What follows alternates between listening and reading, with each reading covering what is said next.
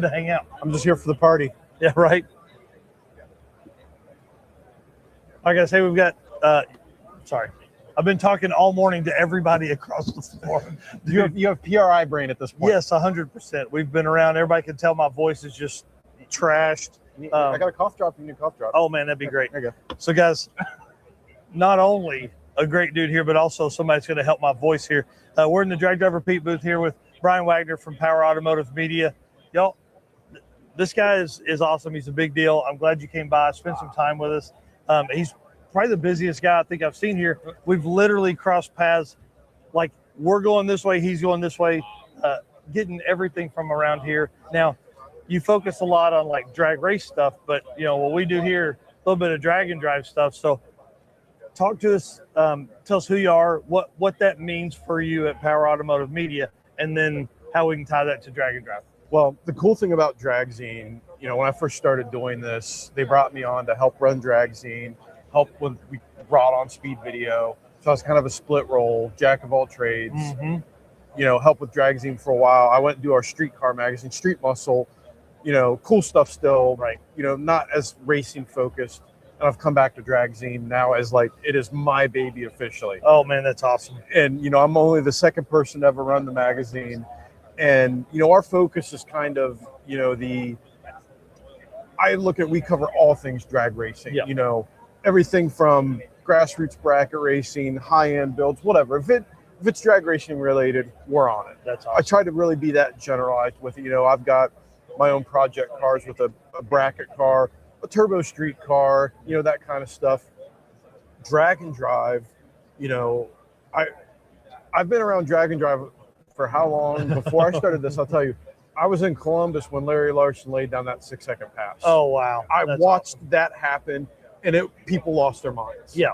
So it comes full circle now that I'm doing this, and like the way drag and drive stuff has taken off to me is I will stay on this hill that it is going to be the hottest thing in drag racing longevity-wise. 100%. And I think it's very important I pay attention to it. I follow it quite a bit.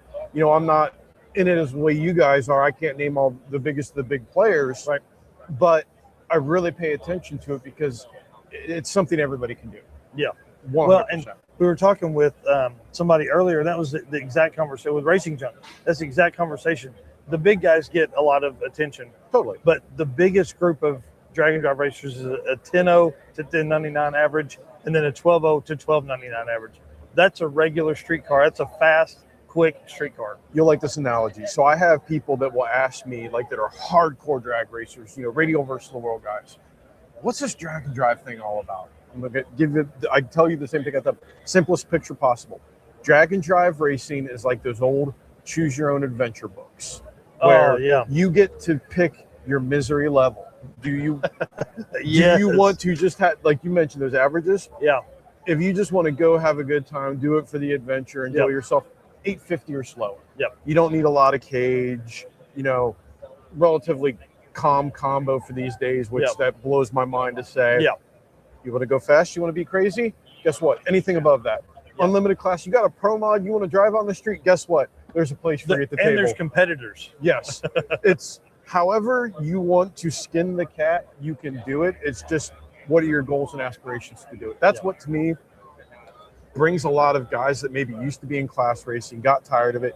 You see them in drag and drive now because they can invest half as much and use the vehicle 4 times as much. Oh man, minimum. And a lot of it too we see is the adventure side of stuff, the experience, the going to new tracks that you would never have a reason to go to.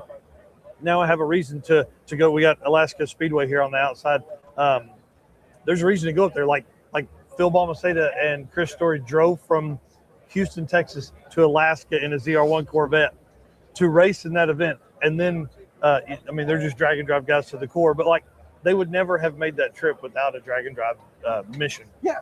And again, it's just, it allows people to build something that is, they can do more with, which to me, that speaks a great deal to the industry, because that helps Holly sell carburetors. That helps everybody do everything because they're driving their stuff more, they're using it, you know, and they're getting to really do something with it, and it's obtainable. It is like, You can go run sick week with a 12-second car and have just as much fun and have a blast. Yeah. as what Tom does in a 5-second car. Oh yeah, and at the same time, you can have as much struggle as he has too.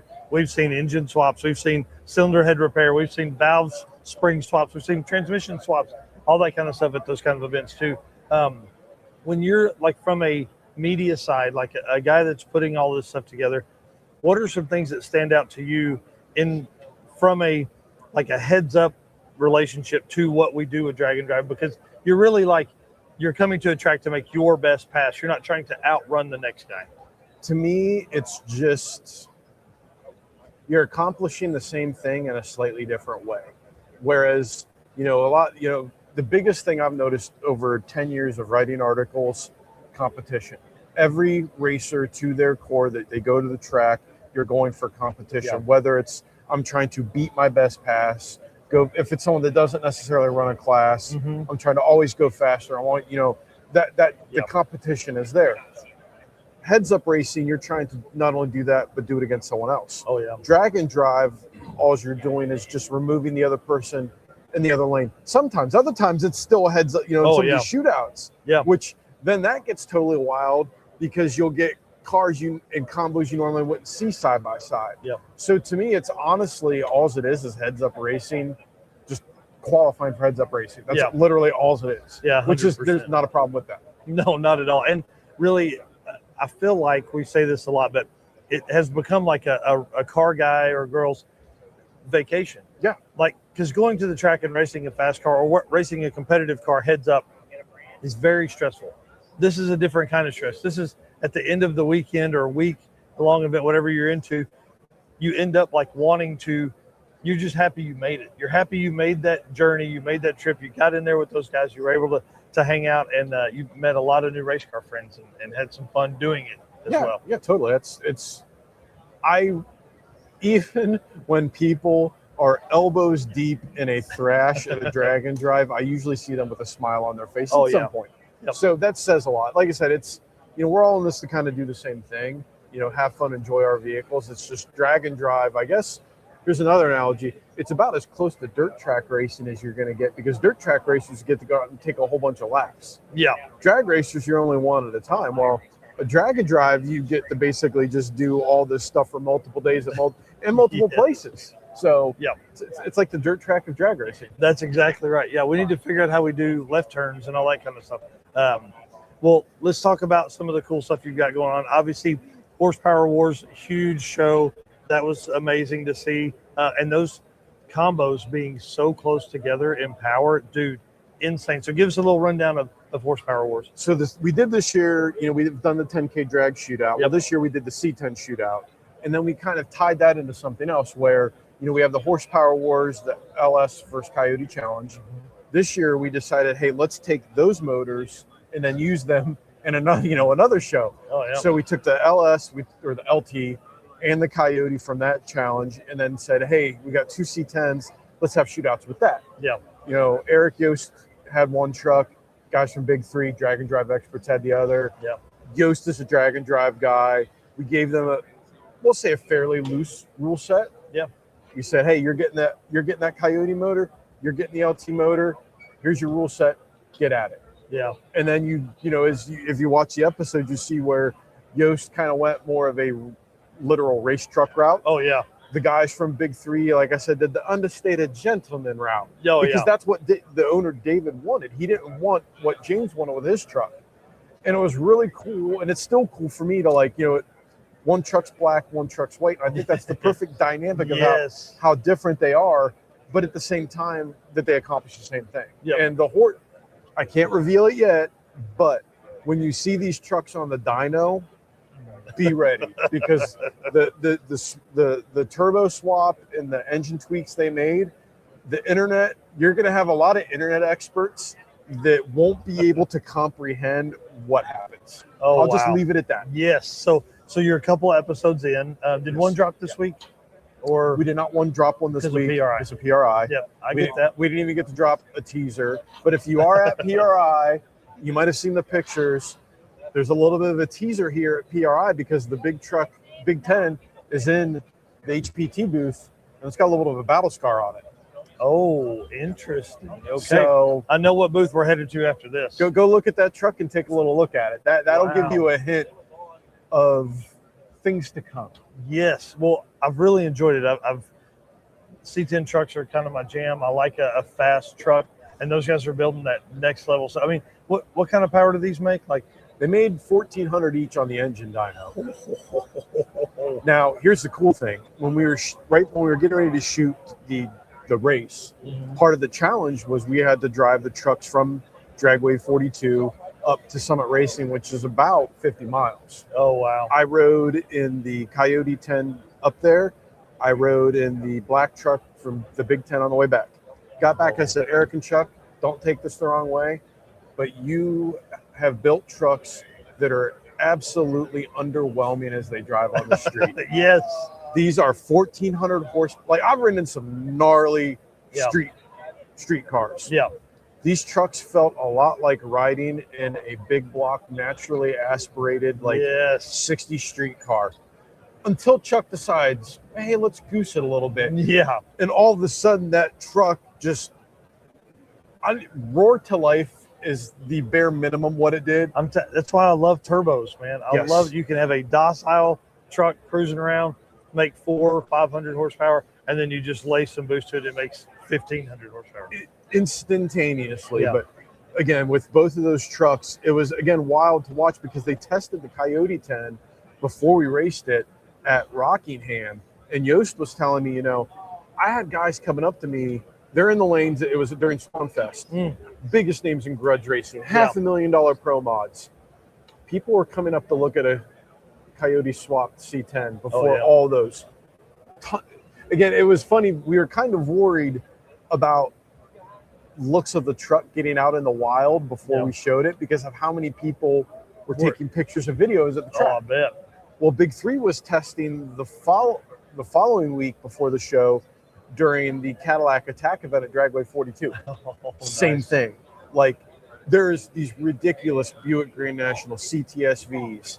The second that black C10 came up, everybody's like, what is this? Cameras up. Yes. And again, when they saw what it ran, they were all like, what did we just watch? This looks like a pawpaw truck.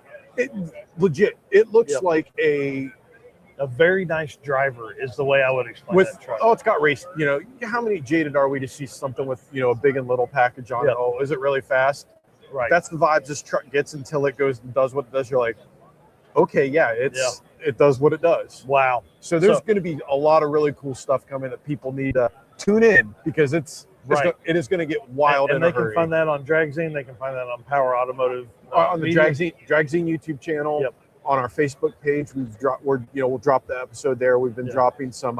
That's the other cool thing is we had so many great partners in this project that you can't. When we did our first cuts of these build episodes, they were over an hour long. Oh wow! And you cut it to what you did? 20 minutes. Can we get the full hour long cut as a director's cut? Come on, guys, peer pressure him in. Well, no, you can watch the reels that we put up on social media, and a lot of that is in there. Oh, perfect. So you get to hear the conversations when we talk to the builders. Like, I asked them, well, why did you do this? Why did you use this? Yeah. So you get to hear the reason why they used, the strange brakes, the radium fuel system. It's like there was thought process put into what we use. That's awesome. Of course, thanks to our friends at Summit Racing that hooked us up with everything. And again, that's another thing we covered, just, how awesome they would deal with as well. Yeah, super cool, folks. And I love the fact that you guys, with the reach you have, you're talking about drag and drive, you're putting it out there. I really feel like the coverage you provided in that will bring more people in. And this year, there's a ton of stuff going on in that part of the country. Dragway 42, especially, like there's a few events that are hitting it. There's a lot of stuff in that Midwest area that will help just this whole sport grow, which is our entire goal along this thing. Well, then, I'm jumping into the realm. I'm building a car that is built specifically for drag and drive. Like that is the main thrust of Project Hustler is like, it's a drag and drive car first. I'll get in where I fit in elsewhere second. So that car is going to be gnarly. I've spent a lot of time here at PRI locking a lot of stuff in. I can confirm we will be using Cali's, their aluminum elephant block, their rotating assembly, race-winning brands, a lot of their parts in there. Jeff Turk, Blackbird Performance, it's going to be their first turbo-specific engine. So it's going to be something that essentially this thing's also going to be a rolling R&D project where the way we're building this stuff with Cali's and race-winning brands, no one's kind of put this combo together. Jeff hasn't put this together with BES, and it's going to be something that you're going to literally be able to buy the exact same engine that I'm building. Wow. And you don't need a Cali's block if you want to use a BGE block, which, I mean, it can only make 1,500 horsepower. Oh, no. But you'll literally have the recipe to do this with a BGE block, a non-BEG block, like literally any way you want to build like combination, you'll have an idea on where to start with this, like the EFI system. The way we're building all of this is going to be very open and transparent. Wow. I'm doing an entire with John Moore. He's building the chassis and helping me with the car. We're going to do an entire episodical series where you get to see front to back. We've already did the introduction episode a while ago, but then there's going to be one where we show like us building the chassis, like the whole thing. So you're going to get to see a 6 to 7 second drag and drive car built literally from a rusted out crap box to a full on rolling crap box, because I'm not doing the body work. It's going to be awesome. I'm excited to see that car, and especially with John, dude, that thing's going to be primo. I mean, if you can put a Grand Marquis in the low, or a Crown Vic in the low eights, you can do just about anything in the world. We're going to have a story dropping in a video where John tells the story of that car. Do you know how much that car weighs? It's got to be 3,800 or 4,000 pounds. No way. 4,300 pounds. Wow. And it went 812. And it went 812 with like a huge tire on the front. On the front still. And lifted up. I mean, So imagine if he just took that combo and put that in anything that was more or even put front runners on that car, we would see a 7. Absolutely. But he said he wants to do it the hard way. Yeah, that's John. Yeah. But that thing is amazing. So he's motivated and stoked to build this car and get my stuff done, so then he can build his next awesome project car, which is coming in. People best be ready for that car when he's building, another drag and drive monster. But we're really excited on what we're doing with this car. It's going to be a real great thing for our readers and the public in general to see, because I mean, we're doing stuff that we had questions on how to do. So it's going to be awesome for people to be able to look at this car and be like, oh, well, I can grab that. I can do that. You know? Well, and that's one of the biggest things that YouTube is great for. It has morphed out of just how-to stuff, but like to have the entertainment and the recipe on there for how to turn your car into that kind of power level. I always tell people I'm a YouTube certified mechanic, videographer, photographer, home improvement specialist, and armorer, because I learned how to build, I wanted to build an AR-15. You go to YouTube, how to build an AR-15. It's like, there you go. Here's 12,000 videos. I'm like, okay. Man. So I legit go to YouTube first to learn how to literally do anything. Well, and we appreciate you guys, all the stuff you post. It keeps everybody motivated. And again, just a whole other avenue, like all of your folks that watch all of that drag race stuff are now seeing all this drag and drive stuff, and and I'll bringing them in. I'll break some news right now potentially. I've got to lock in a couple more things, but I am 99% sure I will be riding and crewing for John during Sick Week this year. Yes. And also I'll be covering the event, but I will also be playing the role of co-pilot. Oh man. So I love those style videos, because like media, we just get murdered out there because you're trying to get every pass, you're trying to write a story, you're trying to edit videos, all that kind of stuff.